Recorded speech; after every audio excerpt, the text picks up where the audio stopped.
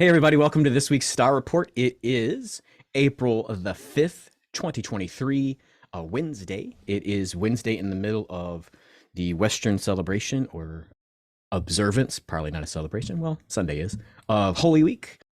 We had Palm Sunday a couple days ago. Easter Sunday is forthcoming.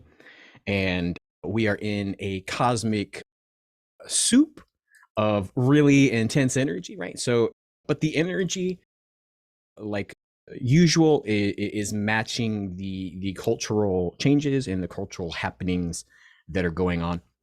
And I know, of course, that observance of holidays are down in numbers or percentages, but that energy still pervades our culture. And so the energy of death and resurrection is definitely the energy of the week. So sort of pay attention for that emotional stuff to be centered in the high heart. Right, I usually start with solar weather, and so let's get right into it. The solar weather is fine. The solar flares are down, the sunspots are down, meaning there aren't a whole lot on there that have eruptive potential, that are Earth facing.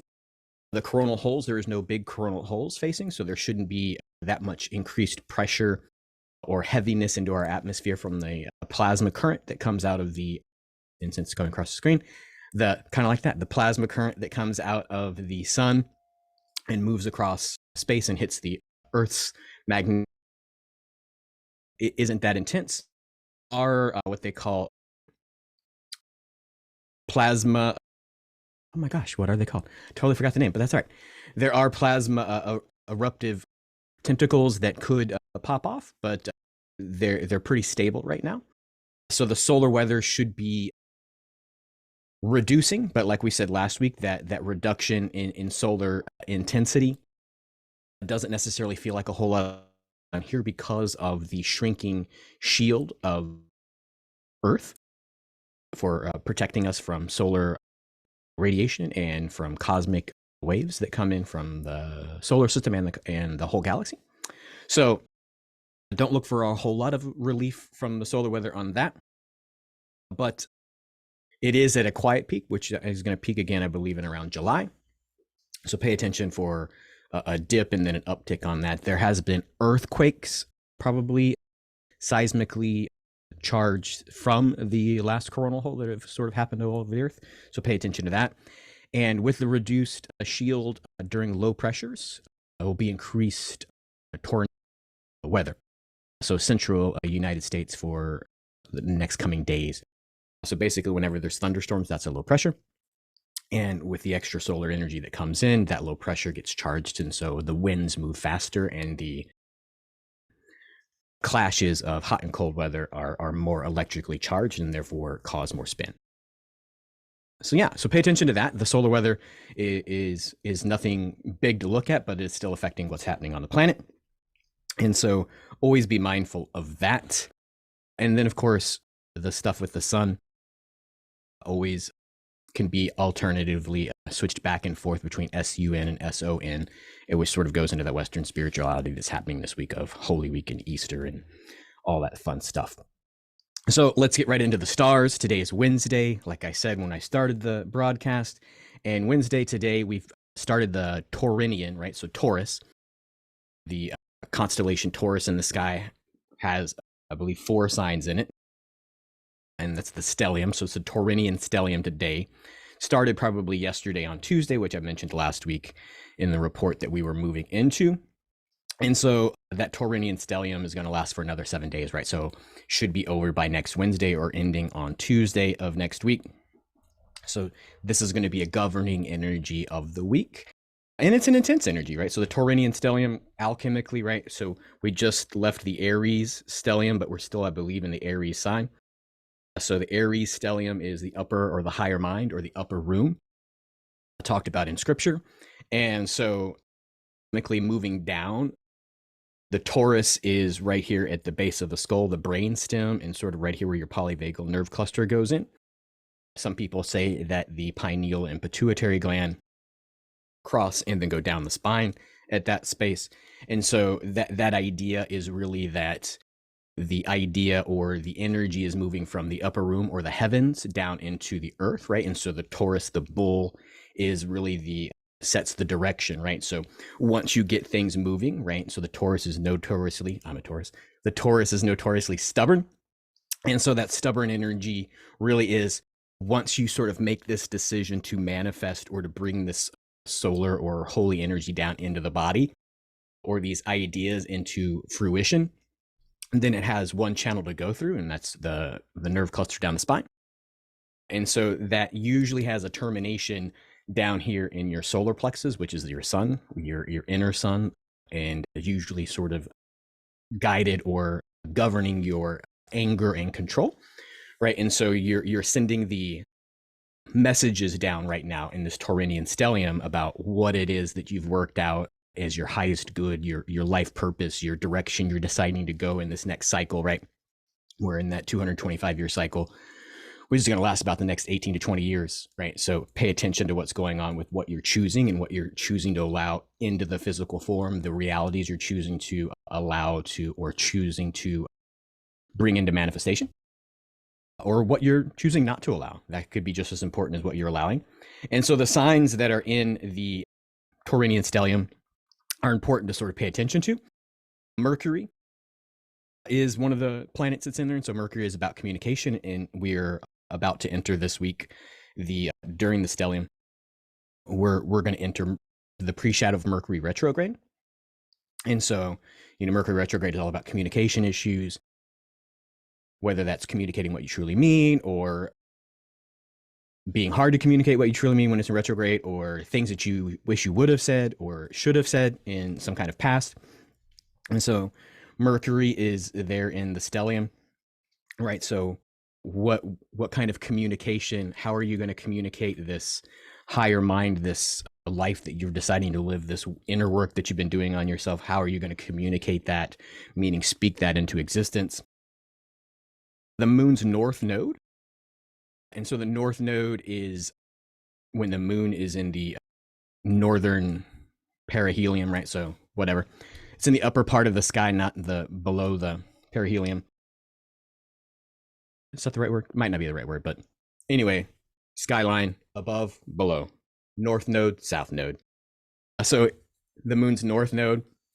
And so the nodes are really, when the moon is in a node, or the node of the moon is really about two things. When it's in the north node, it's about life destiny. And then when it's in the south node, it's about past life or other life karma, right? So we're in the moon's north node. So we got Mercury, the moon's north node, which is about life's destiny, right? So it probably feels a little overwhelming. Like, is this what I'm destined for, right? Especially if you're in this transitional phase and nothing seems like it's worked out, or you're seeming like you're at a whole lot of beginning, then this energy, or a whole lot of ending, right? Is this what, my life's destiny is all of this breakdown, all of this loss, right? So sometimes all of this stuff has to go away, even if it's good stuff, right? Sometimes it's just the time for those good things to end. So you should be paying attention to that. That might also be affecting the heart area, which gets us into the third planet that's messing with the Taurinian stellium, right? Taurinian stellium, and that's Venus, the planet Venus. And so Venus is, we know about love and romance, but it's also about money, right? So if you've been working on career, or about your relationship to money, whether it makes you happy or what it can give you makes you happy, or you have enough of it or not enough of it, money issues sort of come up on that, right? So what is your relationship going to manifest into reality about money?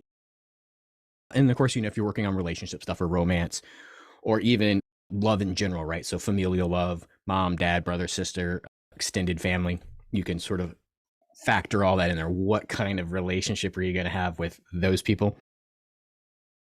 Then beauty and art, right? And so that's being able to find a filter or a point of view where you can look at that there is still beauty in a world that seems like it's getting into a bit of a shit show. In case you're watching TV still, you might be narratives of what's going on and wondering about beauty, and is there anything good in the world, or is there anything good outside of this? So you're sort of concerned with the group mind, or the hive mind that is being sort of created. Ooh, says internet unstable. I wonder if that's me. Oh, no, back to normal. There we go.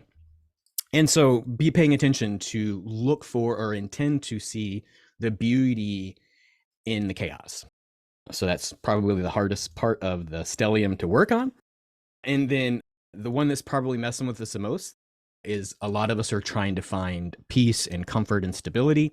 And Uranus is a big far out planet, and it is about extremes and breakthroughs, right? So you might be going back and forth between extremes of extremely anchored to staying the same or staying in a location, or extremely committed or worried about changing to a new situation or living situation. So those are about the extremes. And then breakthroughs, right? What's on the other side of the breakthrough? If I solve this problem, then who am I? Or then what do I do? Is an energy that you're going to be carrying this week. And then breakdowns, right? So you might be breaking down. It's all just too heavy.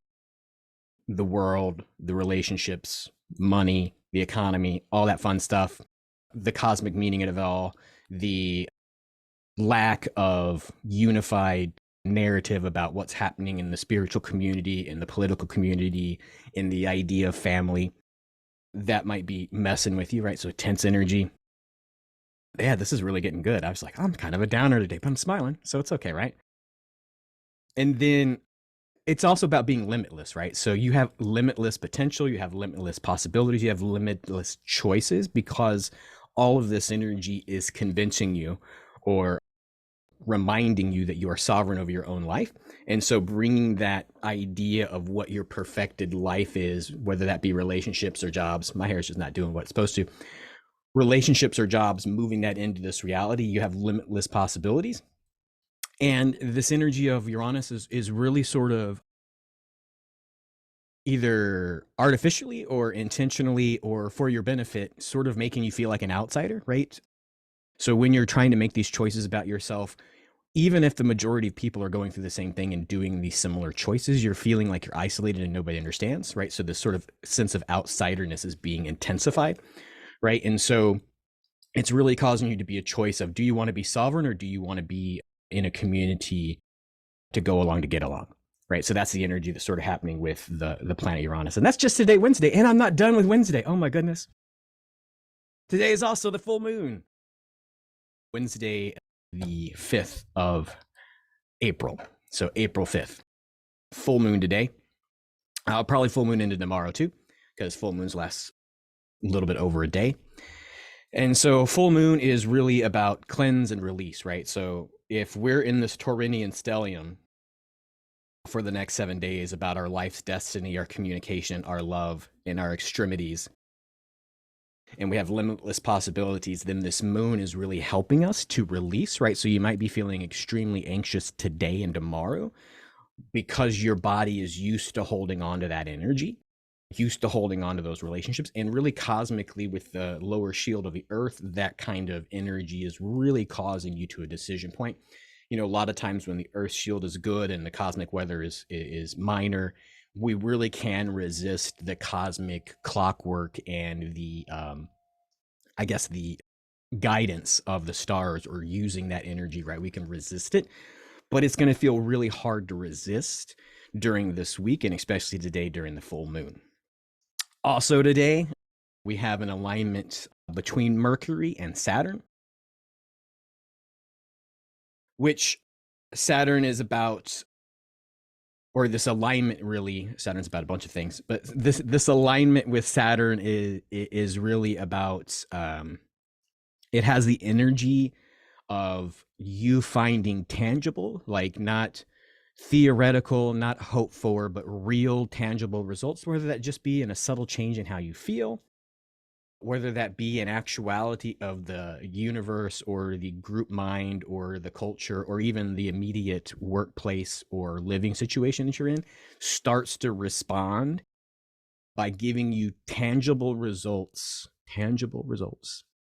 of your ambition, right?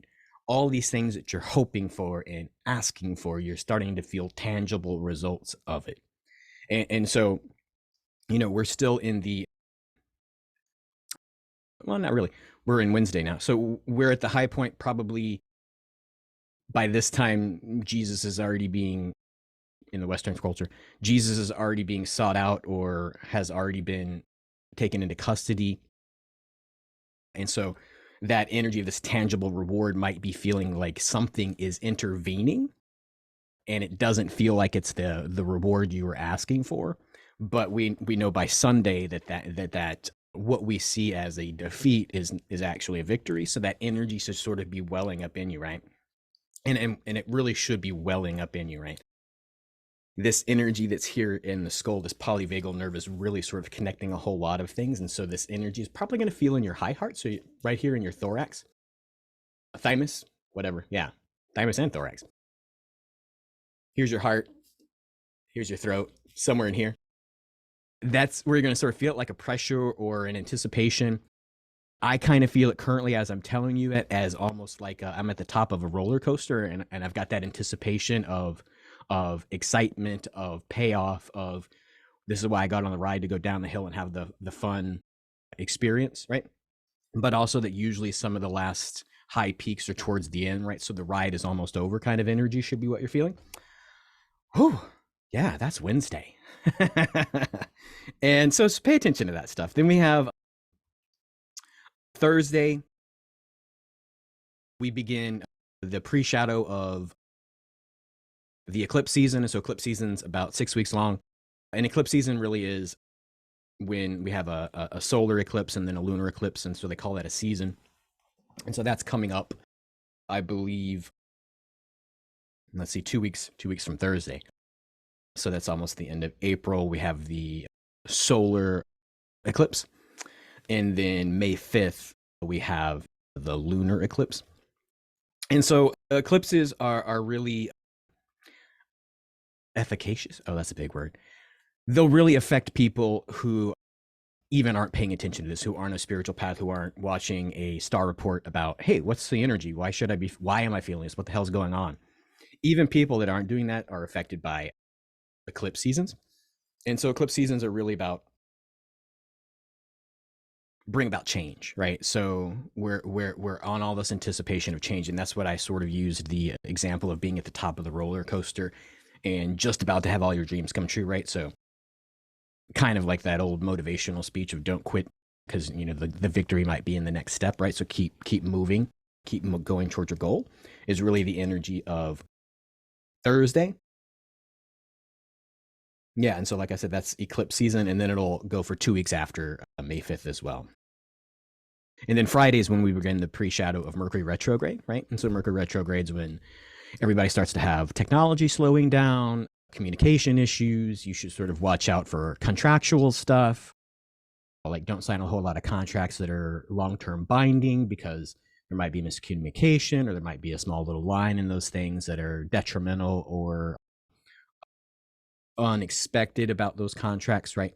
And just sort of the energy of contracts made during this time is it might be everything the contract says, not like somebody is intentionally misleading you, but your desire for what you want might not be what the contract is. And so that's why you sort of have this contemplation during Mercury retrograde phases, right? And so that's going to be about 2.5 weeks before Mercury retrograde, then Mercury retrograde, and then about 2.5 weeks after. So definitely once Mercury goes retrograde, don't do the contracts, but sort of be leery of how you're feeling and how you're interacting with contracts on Friday, starting Friday, moving forward. And Saturday's there's nothing really to report in the cosmos that I saw worth mentioning. Probably there's tons of stuff that could be looked at, but probably minor in its effect. And so that sort of leads us into the Sunday energy, right? And I alluded to that earlier, that it's Easter Sunday, right? So whether you practice or believe in Christianity, many of you know I was a Lutheran pastor for a little over a decade. So it's a very core, I don't say belief, core understanding of the universe and the cosmos, and Jesus as a paramount and close figure who guides and I work with. Easter Sunday is about resurrection, right? And so the idea is that something out of this collapse of what we were all raised to believe was a society can be rebirthed, right? But that usually starts with the individual, much like the old adage of, or the old commandment of love your neighbor as yourself. You can't have good neighbors until you love yourself, right? The active clause in that, love your neighbor as yourself. If you don't love yourself, if you don't claim yourself as sovereign, if you don't know all these things that you've been working on, if you aren't using your Tauranian energy to create a you that you're proud of, then society can't get better. All right. Or smaller groups of your workplace or your nuclear family can't get better until you decide who you are. Right. And so sometimes that who you are-ness is defined or looked at against people moving in and out of that core. So pay attention to that energy during resurrection, right?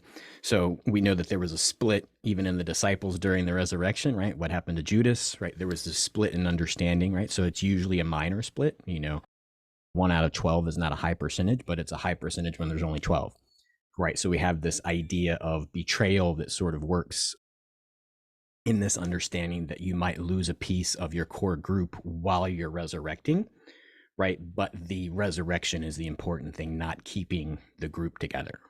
Oh, that sounds intense. Sounds like a sermon. Anywho, that's Sunday energy, right? So if you make it into the weekend and you're going to see family, or even if you're not going to see family, pay attention to that resurrection energy and who in your circle might not be there in the future.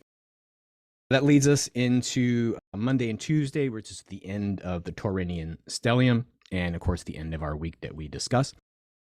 We have different hours here at the shop this week. We'll be closed Friday, Saturday, and Sunday, so no breathwork again this weekend. Pay attention for that, but also pay attention to the website for when you can come back to breathwork. And then also, if you want to book a session, any session that I am still or available for is available online when you click book now, and you'll see the sessions that I do on that. Also, just in case any of y'all are watching this during the holiday weekend, which I know there's several of you that are, if you have any questions or any topics you want me to cover besides what's the cosmic weather going and how are we going to react to that, maybe I hit some sort of weird detail and you want to know more about that, maybe I can do some separate shorter videos. When I say I'm going to talk shorter, it's usually just as long, but some shorter videos about some topics that might relate to what I talk about that you want to know more of. And just sort of put those in the comments on the YouTube, or if you're watching this on Instagram or Facebook, go ahead and put that in the comments on the video about questions that you might have about what's going on or how things sort of interact with each other or different. You've heard me talk about stuff. If you think I might have an answer, go ahead and ask it in the comment section. I believe that is all the information that I have right now. It is Wednesday, April the 5th, and this has been the Star Report at New Dimensions Crystals and Reiki in downtown Brenham, Texas. And I am Jason. And until next time, many blessings.